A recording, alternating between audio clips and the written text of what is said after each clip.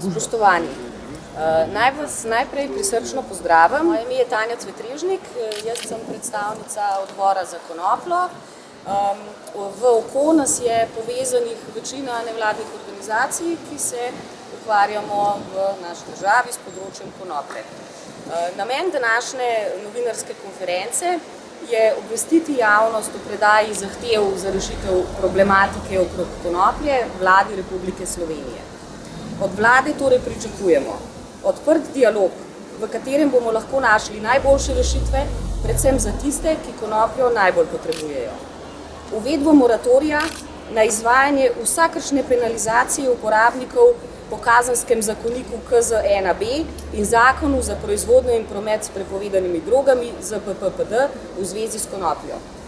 Da v Komisijo za droge imenuje dva naša predstavnika, da bomo slišani in imeli možnost soodločanja. Da se konoplja izvzame iz seznama prepovedanih drog, ker po svojih lastnostih tja ne spada. Da za predstoječe zasedanje Komisije OZN za droge, ki bo v Združenih državah Amerike v začetku prihodnjega leta, skupaj pripravimo poročilo, ki ga bo predstavila slovenska delegacija. Od Ministrstva za zdravje zahtevamo, da konopljo obravnava v skladu z najnovejšimi znanstvenimi dognanji, ker je več kot 2 desetletji sprenevedanja na tem področju preveč.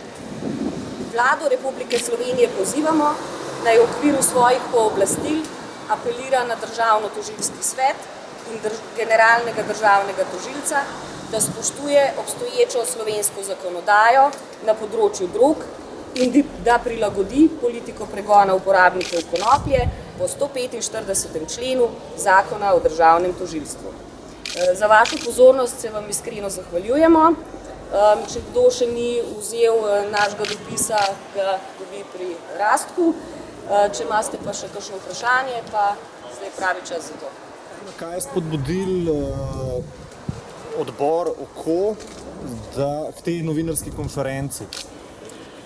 Seveda razvoj, odkar se je pravzaprav narod zavzel za to, da se ta problematika reši, in ker se seveda državni uradniki ne odzivajo tako, kot bi se pravzaprav mogli, smo se zbrali, da še malo bolj resno pokažemo, da je ta problem res treba rešiti in to čim prej.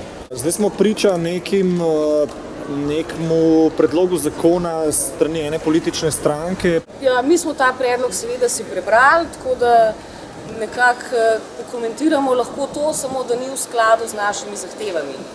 Vse. V kolikem času pa pričakujete odziv vlade? Čim prej. Še ena stvar, ki ljudje ne vejo, da imamo vsi vretenčarji endokanabinoidni sistem. Nekako tudi ljudje pogruntali, da so konopljine sestavine zelo podobne sestavinam, ki jih naša telesa proizvajajo same od sebe in so nujno potrebne, da naš organizem v redu dela. Tako da, ko bojo ljudje razumeli endokanabinoidni sistem, potem tudi vi novinarji, v glavnem, potem se bo začeli te stvari z drugimi besedami pisati, ki niso zavajanje, kar se pač zadnjih nekaj desetletij počne. Hvala lepa še enkrat.